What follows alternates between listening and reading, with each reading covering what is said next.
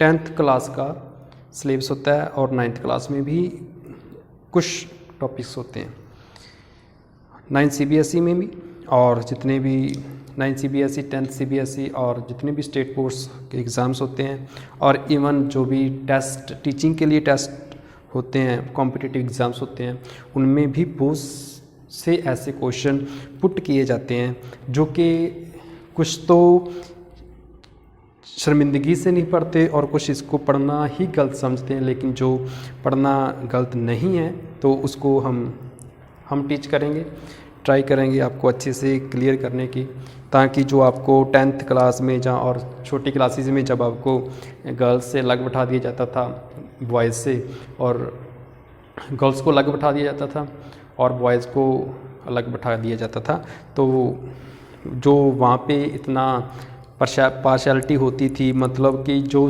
Education है, education हमें क्या सिखाती है, इक्वालिटी, और वहीं पे हम डिसइक्वालिटी शो करते हैं। कुछ ऐसे इंस्टीट्यूट्स में ऐसा होता है, तो मे बी वो एक गलत बात है, चाहे वो लेडीज़ टीचर है, चाहे वो जेंट्स टीचर है, मेल टीचर है, तो टीचर ही होता है।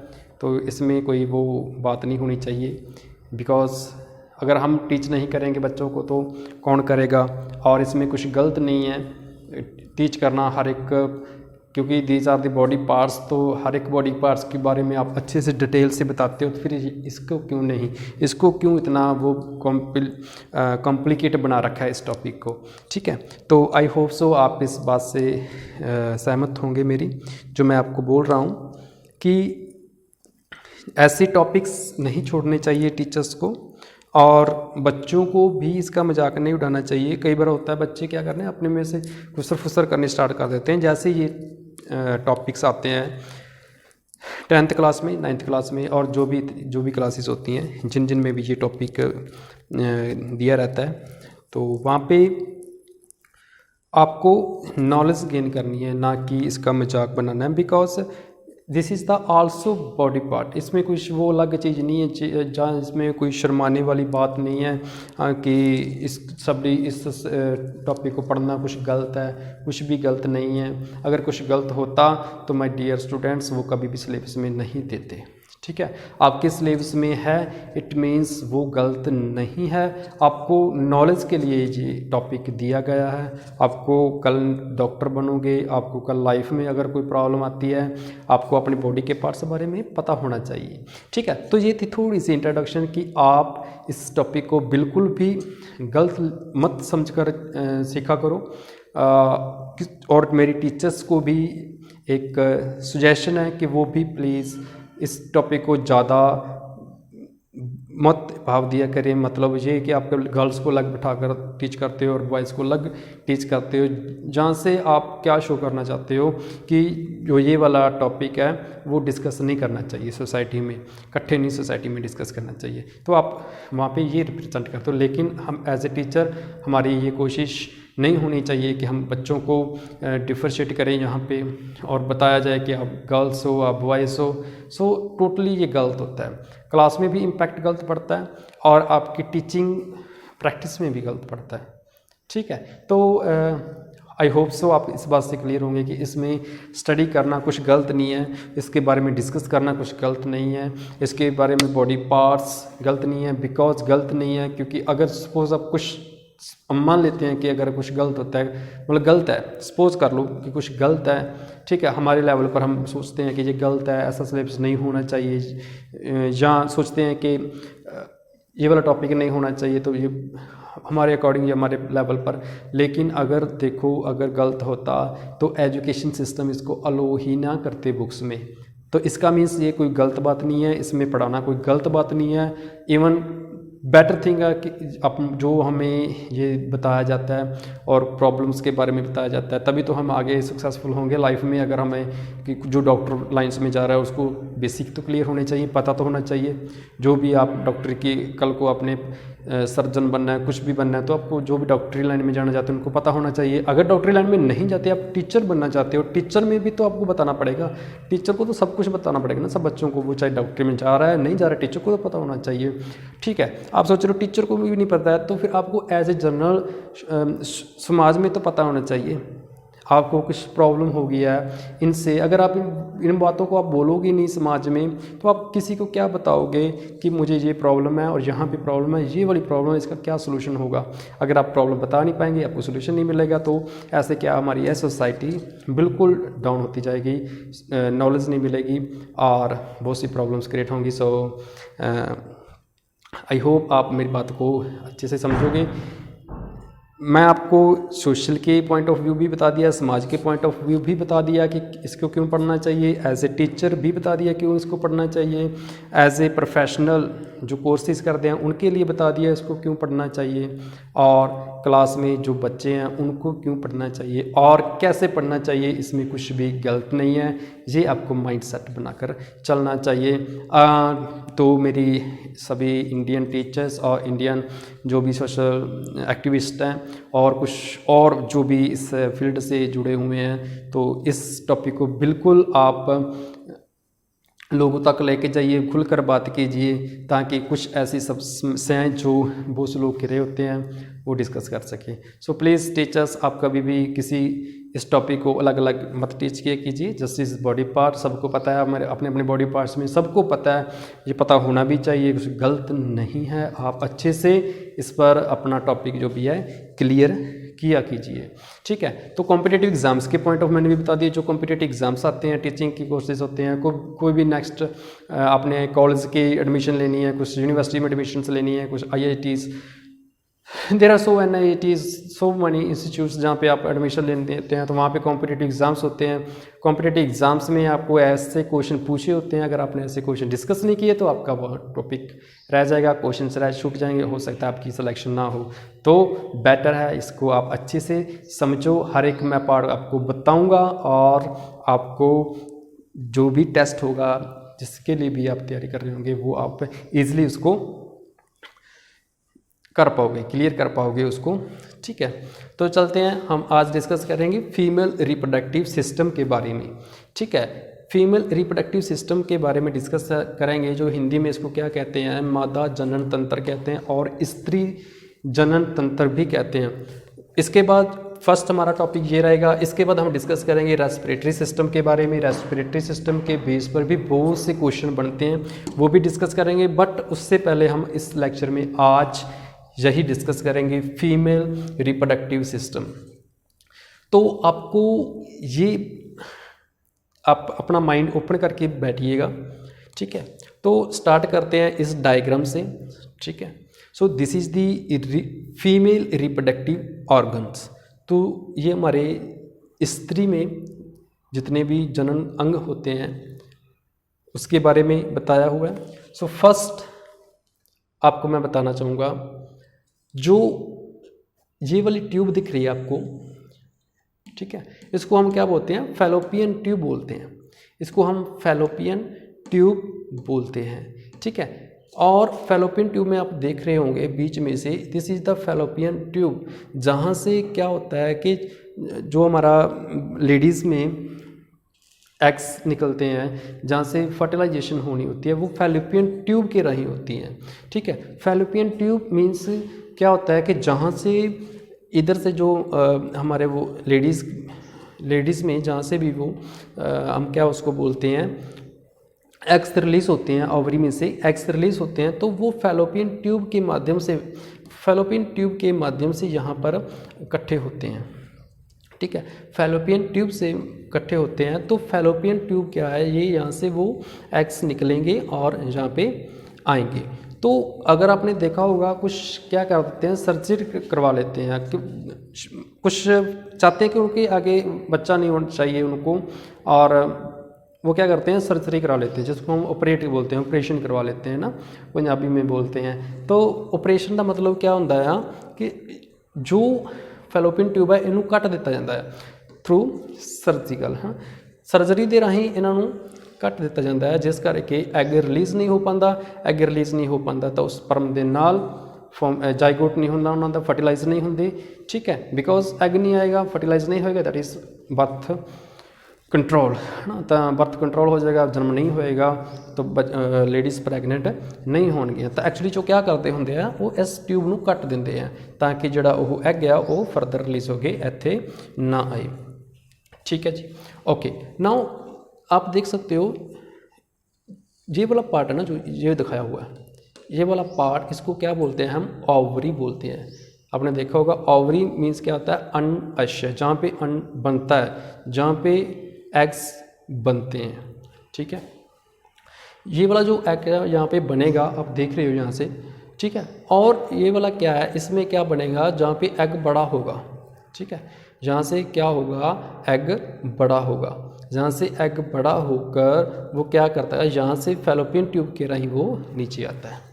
ठीक है, और जो ये हमारे पास ये वाली दिखाई हुई है ऐसे, इसको क्या बोलते हैं हम, फाइब्री बोलते हैं, फिम्ब्रेम, फिम्ब्रेम भी बोला जाता है इसको, फिम्ब्रेम और चालर भी बोला जाता है। ठीक है, ये वाला पार्ट और ये वाला पार्ट सिमिलर है, फिम्ब्रे फिम्ब्रे जो भी ओवरीज के, this is the ovary, this is part is the ovary part. मैं आपको नीचे बताऊंगा यहाँ पे।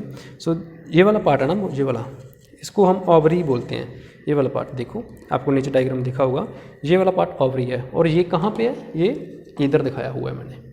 ठीक है, ये वाला पार्ट, ये वाला पार्ट आप देख सकते हो, ऐसे ही टर्न होता है, नीचे चला गया, ऐसे टर्न हुआ, नीचे आया, तो वो टर्न कौन सा है, ये वाली टर्न है, ऐसे हुआ नीचे, ये वाला पार्ट ऐसे टर्न होकर ये पार्ट है, ये ओवरी।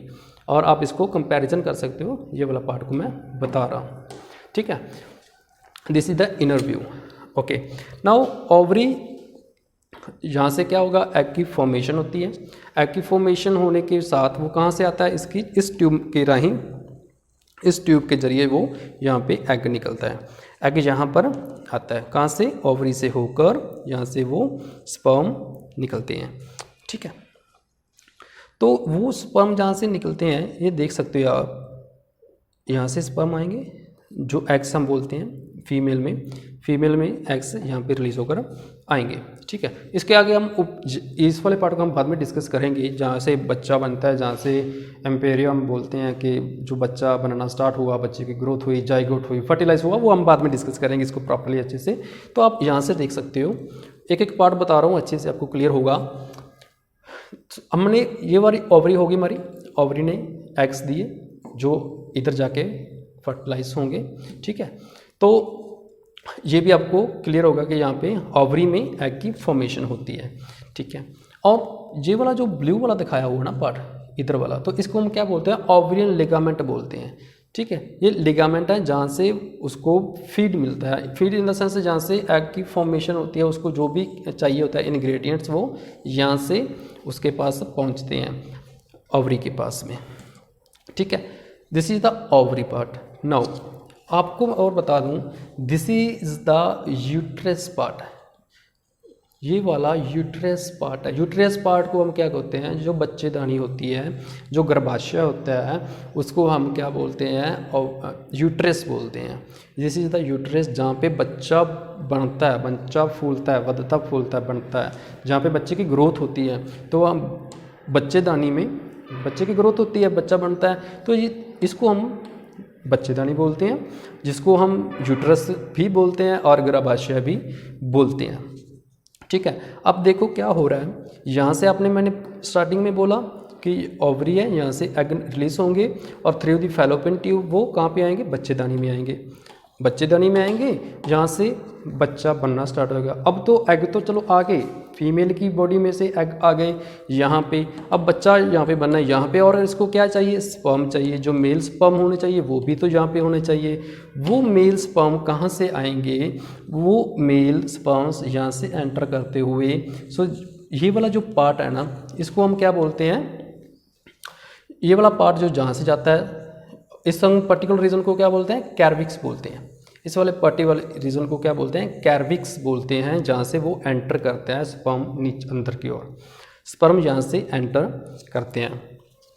ठीक है, और इसके बाद स्पर्म जो ये वाला एरिया दिखा रखा है, दिस इज दी वजाइना, इसको विजाइना कहा जाता है। जहाँ से पेनिस एंटर करता है, पेनिस एंटर किया, यहाँ से स्पर्म रिलीज हुए, स्पर्म आगे चले गए यहाँ पे यूट्रस में, ठीक है। यूट्रस में स्पर्म गए, यहाँ पे स्पर्म और इधर से एग गए, एग और स्पर्म दोनों क्या हुए आपस में फर्टिलाइज हुए, कंबाइन हुए। जो कंबाइन होते हैं ना जहाँ पे, उसको क्या बोलते हैं हम, जाइगोट। जहाँ से मेल स्पर्म और फीमेल एग दोनों आकर कंबाइन करते हैं, उसको हम क्या बोलते हैं, जाइगोट बोलते हैं, ठीक है, जो फर्टाइल जहाँ पे होते हैं। ओके, तो ये भी आपको डेफिनेशन क्लियर हो गई होगी। जाइगोट कैसे बनता है, जहाँ से मेल स्पर्म और फीमेल एग्स आपस में फर्टिलाइज होते हैं, उसको हम क्या बोलते हैं, जाइगोट। और that process is called fertilisation, उसको हम फर्टिलाइजेशन बोलते हैं। ये वाला पार्टिकुलर रीजन हमने क्या बोला, कैरविक्स होता है, कैरविक्स इसका नाम होता है, कैरविक्स। और आगे बढ़ते हैं, जो हमारे पास जो दिखाया हुआ ना ये वाला नीचे इधर ब्लैक थोड़ा थोड़ा आपको दिख रहा होगा, ब्लैक कैमरे में दिख रहा होगा ना, ब्लैकिश वाला थोड़ा थोड़ा, तो ब्लैकिश वाला ये क्या है हमारे पास, ये क्या है, रेक्टम है। इसको हम क्या बोलते हैं, रेक्टम। रेक्टम मतलब जहाँ से हम वेस्ट मटेरियल निकालते हैं, है ना, सॉलिड वेस्ट मटेरियल जहाँ से निकलता है, आप ये बोल सकते हो रेक्टम।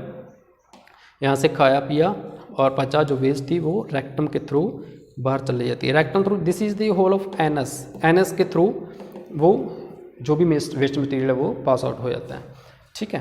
तो ये वजाइना हो गई, विजाइना, विजाइना के पास में ही एनस और that tube is called rectum, ठीक है, इस पार्ट को रेक्टम बोला जाता है। हाँ, और इसके बाद आपको एक और बता देते हूँ, विजाइना जिसको हिंदी में योनि कहा जाता है, और कुछ तो प्राइवेट पार्ट बोलते हैं। प्राइवेट पार्ट क्या है, उसका मतलब टर्म्स बहुत गलत दी हुई हैं, जो भी देते हैं प्राइवेट पार्ट बोलते हैं। बहुत सी लैंग्वेज ऑकवर्ड ना लगे किसी को, आई थिंक सो इसलिए बोलते हैं, लेकिन I think so private part तो नहीं बोलना चाहिए, ठीक है, क्योंकि ये एक अलग सी टर्म बताता है। आई डोंट नो इसको क्या मतलब होना चाहिए, प्राइवेट नहीं होना चाहिए, ऐसे नहीं बोलना चाहिए इसको। आप सिंपली आप क्या बोल सकते हो, विजाइना बोल सकते हो। विजाइना में अब क्लियर है सबको, विजाइना क्या होगी, लेडीज फीमेल्स में होगी, तो उसको प्राइवेट पार्ट क्यों बोलना है। प्राइवेट पार्ट स्पेसिफिकली गलत एक वे है बताने का, ठीक है।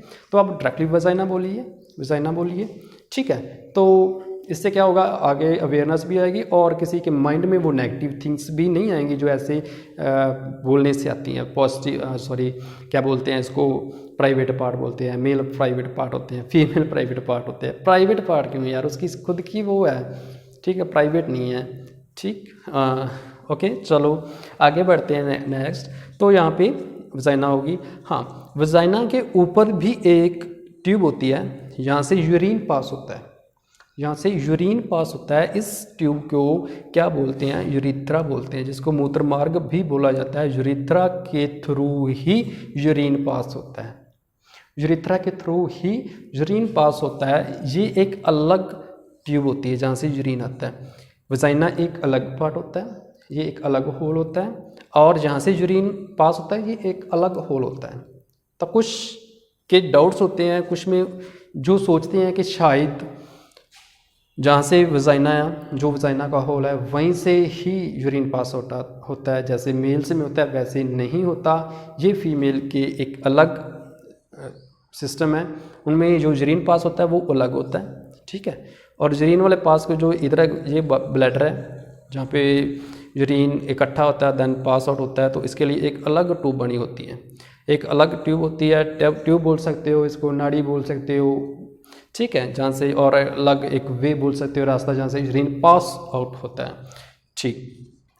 और इसके ऊपर ने आप देख पाओगे यूरिन के ऊपर वाले पार्ट में एक जिसको हम क्लिटरिस बोलते हैं, क्लिटरस पार्ट होता है, ठीक है। This part is the most sensitive part होता है, जिसको हम क्लिटरस बोलते हैं, क्लिटोरिस बोलते हैं, कोई क्लिटरस बोलते हैं, जिसको हम शिश्नका भी बोलते हैं, शिश्नका भी बोलते हैं। ये यूरिन के जहाँ पे ट्यूब होती है उसके ऊपर एक पार्ट होता है, this is the most sensitive part in female. इसके नीचे जो ये वाला पार्ट आता है ना, यहाँ से इस वाले पार्ट को देखो, ये वाला क्या है, विजाइना, विजाइना, और दिस इज़ द पार्ट जहाँ से यूरिन पास होता है, ठीक है। यूरिन पास होता है उसको क्या बोलते हैं, यूरिथ्रा बोलते हैं, यूरिथ्रा बोलते हैं। और यूरिथ्रा के पास में जो क्लिटरस के नीचे वाला पार्ट होता है उसको हम क्या बोलते हैं, लेबिया मिनोरा, लेबिया मिनोरा, लेबिया मिनोरा बोला जाता है। और उसके नीचे वाले को क्या बोला जाता है, लेबिया मेजोरा। जो उसके नीचे वाला पार्ट होता है उसको क्या बोला जाता है, labia majora. So this are the parts. Now आगे बढ़ते हैं नेक्स्ट दिस वन। तो आपको एक और बात यहाँ से क्लियर होगी कि देखो मेल्स में बच्चेदानी नहीं होती, मेल्स में बच्चेदानी नहीं होती, फीमेल्स में बच्चेदानी होती है, इसे सबको पता है, ठीक है। हाँ, लेकिन ये नहीं पता, कुछ को ये नहीं पता होता कि फीमेल्स में बच्चेदानी होने के कारण उसका एक ये अलग ट्यूब होती है, ठीक है, ये बड़ी अलग ट्यूब है।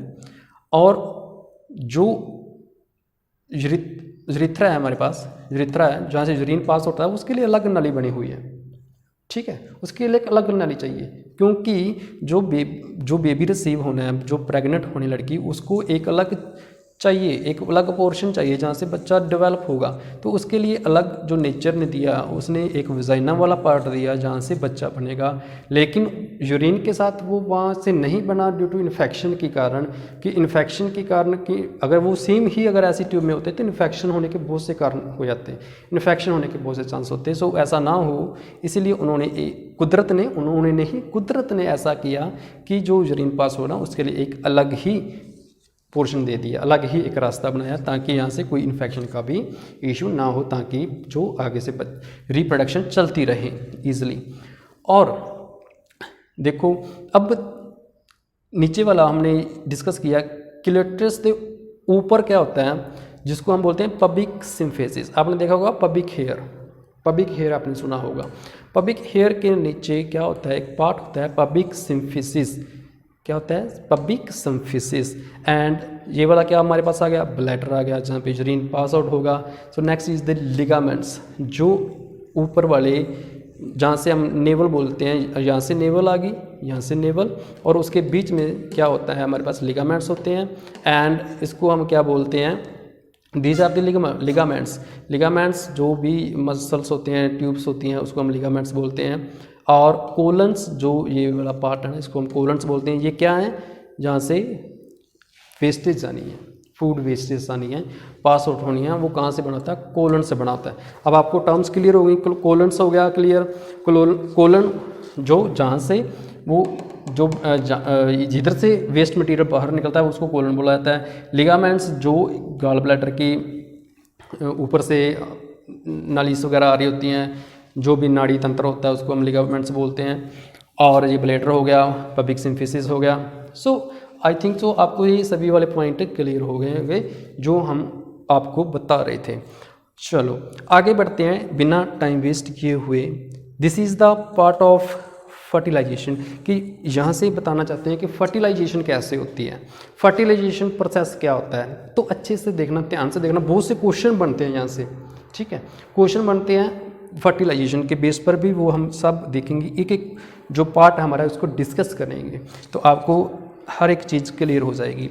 फर्टिलाइजेशन को हम हिंदी में क्या बोलते हैं, निषेचन भी बोला जाता है, और इसको हम जनन भी बोलते हैं, ठीक।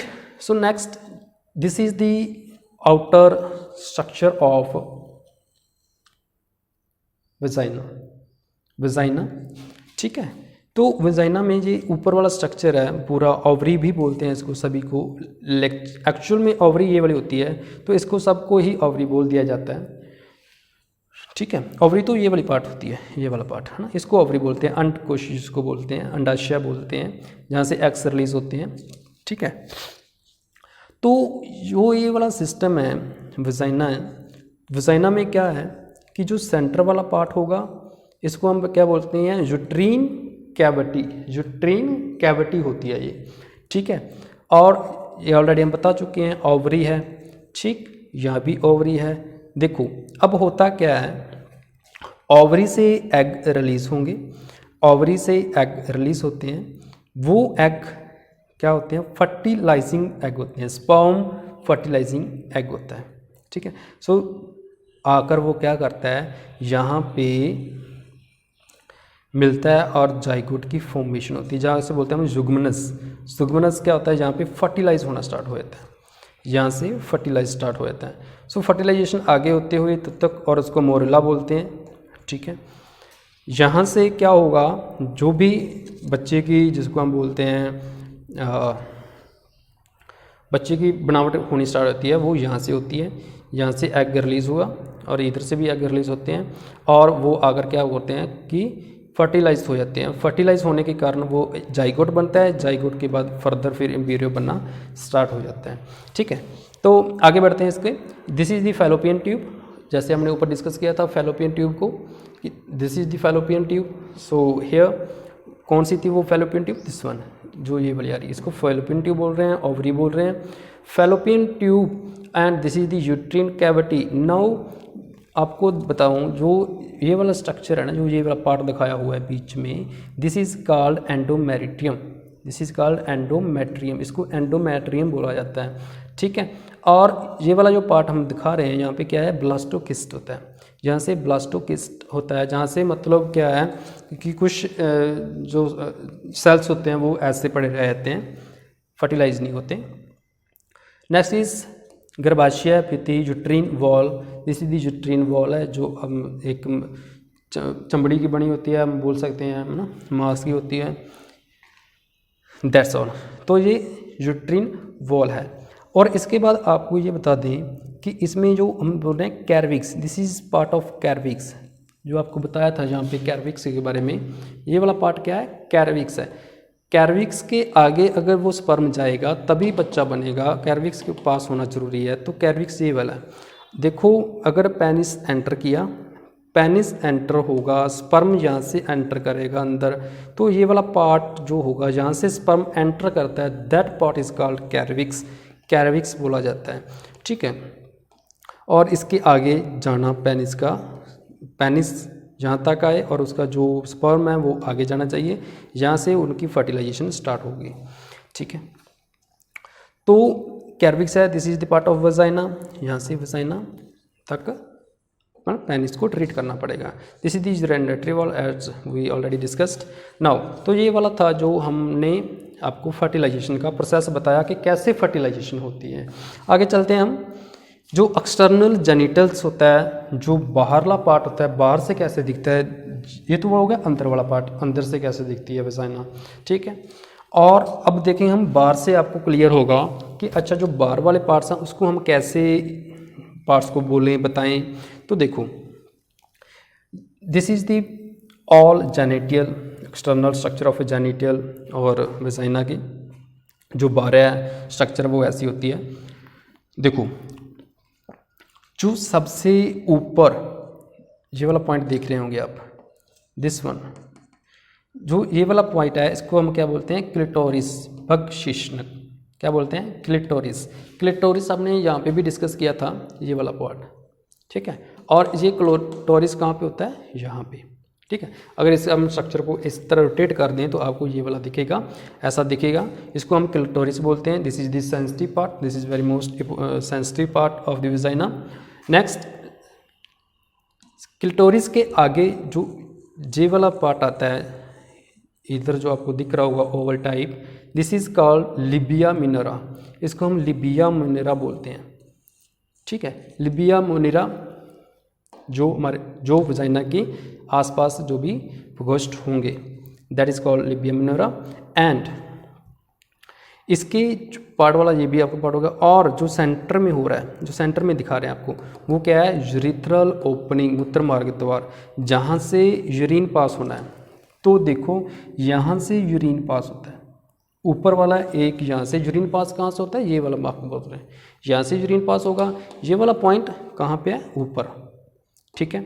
और उसके नीचे जो वजाइना ओपनिंग होगी, ये वाला पार्ट, उसके नीचे वजाइना वाला पार्ट होता है, ठीक है। वजाइना के पार्ट के बाहर जो ये मसल्स होते हैं, इसको हम क्या बोलते हैं, वेस्टिबुलर बल्ब, वेस्टिबुलर बल्ब बोला जाता है इनको, ठीक है। और इसके नीचे वाले जो पार्ट होते हैं उसको बोलते हैं वेस्टिबुलर ग्लैंड, ये नीचे वाले ग्लैंड्स होते हैं। और जो इधर पास में हैं ओवरी के, ये क्या है, मसल्स हैं, तो सिंपली मसल्स रहेंगे इधर। और आपको बता दूं, जो ओवरी की ये वाले पार्ट्स हैं ना, इधर वाले जो यहाँ से देख रहे हो आप, तो इसको क्या बोलते हैं, लिंगुअल लिगामेंट, इसको लिंगुअल लिगामेंट बोला जाता है। दिस इज़ पबिक सिम्फोसिस, ऊपर जो पबिक सिम्फोसिस होते हैं, जहाँ पबिक हेयर होते हैं, आप बोला जा सकता है, जहाँ पर पबिक हेयर होते हैं उसको पबिक सिम्फोसिस कहा जाता है। और this is vaginal opening, that's all. ठीक है, तो यहाँ से क्या है, आपको मैं दिखा रहा था यहाँ पे, ये वाली स्ट्रक्चर आप देखो यहाँ से। ठीक है, ये वाली स्ट्रक्चर बताई हुई है यहाँ पे बिल्कुल प्रॉपरली और एग्जैक्टली। ठीक है, यहाँ से पेनिस एंटर करेगा और इसमें भी पेनिस एंटर यहाँ से करेगा। ठीक है, पेनिस एंटर किया यहाँ से और आगे फर्दर फर्टिलाइजेशन स्टार्ट हो गई, एग की फॉर्मेशन स्टार्ट होगी। ठीक है, तो ये ऑल अबाउट था एक्सटर्नल जेनिटल्स के बारे में। होप सो आपको क्लियर हो गया होगा। ठीक है, अगर कोई भी डाउट हो आप कमेंट सेक्शन में पूछ सकते हो, बिल्कुल कोई भी डरने की ज़रूरत नहीं है। वी आर टीचर्स एंड हमारी ड्यूटी है आपको बताना, हमारी ड्यूटी है आपको हर एक टॉपिक के बारे में बताना और डिस्कस करना और अच्छे से आपको बताना, ताकि नॉलेज अच्छे से हो। और कई बार क्वेश्चन पूछ लिया जाता है कि जब भी कहाँ पे बच्चा बनता है, बच्चा नहीं बनता, बच्चा तो आप बच्चेदानी में बोलोगे, ओवरी में, और इस वाले पार्ट में बोलोगे, यूरिनरी कैविटी में बोलोगे, और इसको हम क्या बोलते हैं, यूट्रस में बोलोगे आप। यूट्रस में गर्भाशय में होता है, यूट्रस बोला जाता है उसको। लेकिन जहाँ पे अगर बोला जाए कि फर्टाइल कहाँ पे होता है, जो एग की फर्टिलाइजेशन होती है वो कहाँ पे होती है, तो आपने कहाँ पर बताना है, वो फर्टिलाइजिंग एग कहाँ पे होता है, जहाँ पे होती है फर्टिलाइजेशन, यहाँ पे। ठीक है, यहाँ से फर्टिलाइजेशन होनी स्टार्ट हो जाती है और इसको जब बनता है उसको हम फोटस कहते हैं। ये भी बहुत बार क्वेश्चन पूछा था, उसको हम फोटस बोलते हैं। जब स्पर्म और उसके बाद बच्चा बनना स्टार्ट हो जाए, just they are fertilised, zygote हो गया, जाइगोट के बाद फर्टिलाइजेशन स्टार्ट होगी, तो जो भी आफ्टर फर्टिलाइजेशन जो बच्चा बनना स्टार्ट होगा उस वाली स्टेज को हम क्या बोलते हैं, फोटस बोला जाता है। ठीक, ओके, नाउ आगे बढ़ते हैं हम। So this is the breast part, female और ब्रेस्ट पार्ट। तो इसमें आप देखोगे कि इसमें ना ग्लैंड्स होते हैं, इसमें भी ग्लैंड्स होते हैं, टिश्यूज होते हैं। तो this is the part of nipple. Nipple के पास में जहाँ से भी मिल्क आएगा एक फीमेल में अपने बच्चे के लिए, जहाँ से मिल्क की फॉर्मेशन होगी, that is called, this are the tissues, this is called fatty tissues. जहाँ ये फैटी टिश्यूज होंगे, आपने देखा होगा ये फैटी टिश्यूज होंगे। ठीक है, फैटी टिश्यूज हैं और इसमें जो ये वाला पार्ट है इसको हम बोलते हैं सिस्ट बोलते हैं, फूटी बोलते हैं। ठीक है, और ये वाला पार्ट फूटी हो गया। जो ये वाले दिखा रखे हैं ये क्या हो गए, फैट वाले पार्ट हो गए, फैटी टिश्यू बोलते हैं हम। और ये वाला क्या है, फाइब्रोएडेमा, फाइब्रोएडेमा। ठीक है, ये वाला फाइब्रो, तो ये ब्रेस्ट वाला पार्ट है अगर आपको पार्ट बारे में पूछा जाए। और इसकी जो फैट है ना, जो फैट है, this can be burn out, तो फैट को बर्न भी किया जा सकता है। और जो भी इसकी जो भी प्रॉपर केयरिंग है, ब्रेस्ट की केयरिंग की जा सकती है। मीन्स कि जो फैट को कंट्रोल किया जा सकता है by through the exercise, by the dieting. ठीक है, तो उसको हम कंट्रोल कर सकते हैं। ओके, सो नेक्स्ट आगे बढ़ते हैं। जो हमारे पास एक और पार्ट होता है जिसको हम बोलते हैं लोकेशन ऑफ ऑर्गन्स। जो ऑर्गन्स हैं टोटली वो कहाँ पे एग्जिस्ट करते हैं। ठीक है, सो ये तो अंदर वाला था। अब बिल्कुल बाहर बॉडी की तरफ आ जाते हैं, जो एक्सरा में देखते हैं हम। देखो आप ध्यान से देखना, सो कहाँ पे ऑर्गन एग्जिस्ट करता है। ये तो हमारा पेल्विक रीजन है सारा। ठीक है, जो हिप्स वाला पार्ट हो गया, ये हिप्स वाला जहाँ से जॉइंट्स स्टार्ट हो जाते हैं, और जॉइंट्स के दिस वन था पेल्विक रीजन। पेल्विक रीजन में क्या होगा, ओवरी होती है, जो आपने देखा यहाँ से ovary start, this is the ovary, जहाँ से पेनिस को एंटर करना होता है और यहाँ से जो बच्चा आगे बनना स्टार्ट हो जाता है। This is the uterus part, जहाँ से बच्चा बनता है। कहाँ पर बच्चा बनता है, ये वाले पार्ट में बच्चा बनता है। ठीक है, और दिस इज़ दी ओवरी, जहाँ से एग फर्टिलाइज होते हैं। एग फर्टिलाइज नहीं होते, जहाँ से एग रिलीज होते हैं और यहाँ पे फर्टिलाइज होते हैं। This is the fallopian tube, वो वाली ट्यूब जहाँ से एग निकल कर आता है, जहाँ से रास्ता वो अपना लेता है। So this is the uterus, uterus part, fallopian tube, ovary. So this is the all locations of organs. आपको होप सो क्लियर हो गया होगा ओवरी के बारे में, फीमेल जेनिटल ऑर्गन्स। तो कोई भी आपको अगर इंक्वायरी है तो आप प्लीज़ कमेंट सेक्शन में बिना किसी डर के, बिना किसी हेजिटेशन से you can ask, I will give you answer.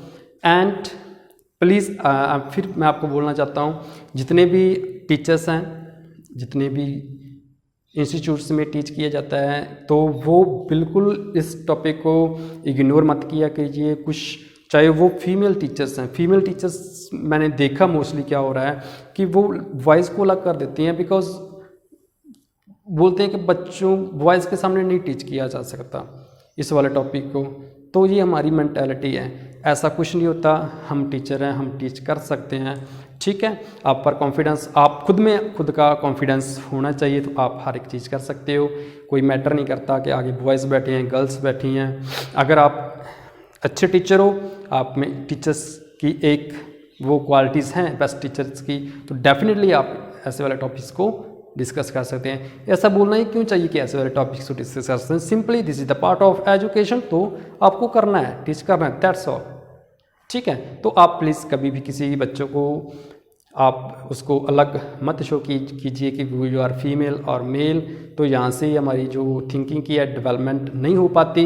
Hope so आप अपने बच्चों को इक्वल समझेंगे एंड उनको सब प्रॉपर नॉलेज देंगे। So thank you.